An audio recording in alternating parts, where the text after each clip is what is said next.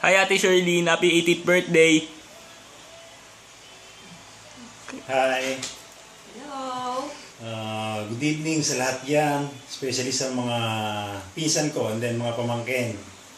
Long time no look na tayong lahat Sana magkaroon yung time na magkita-kita ulit tayo. To Charlene, happy 18th birthday. Isa ka ng ganap na dalaga. Oo. Parang kailan lang isa kang uhuging bata dito sa looban. Now that you're 18 years old. Becoming 18 means a lot of things. You're now independent.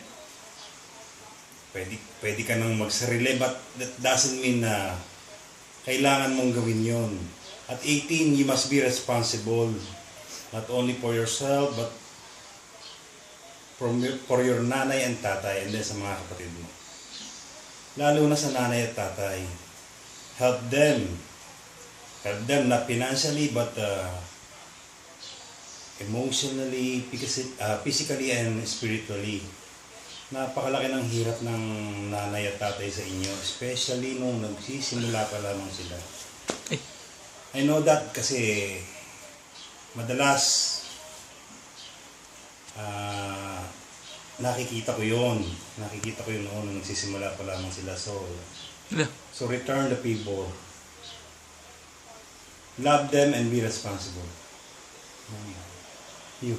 Hello, Charlene. Happy 18th birthday, ganda. Ang wish ko, sana makatapos ka ng pag-aaral mo, matupad mo lahat ng mga pangarap mo. Huwag ka sana makakalimot sa mga ginawa sa'yo ng mga magulang mo. Hello, Steph. Hello, Sophie. Miss you. Hi. Tatandaan mo pa ba Sophie. kami? Hello. Hello sa mga pamangkin namin, sa mga pinsan, at sa lahat ng mga bisita. Sana mag-enjoy kayong lahat. Padala nyo kami rito ng handa.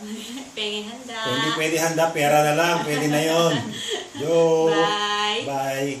Happy birthday ulit, Charlene. Birthday. Bye ate, bye-bye.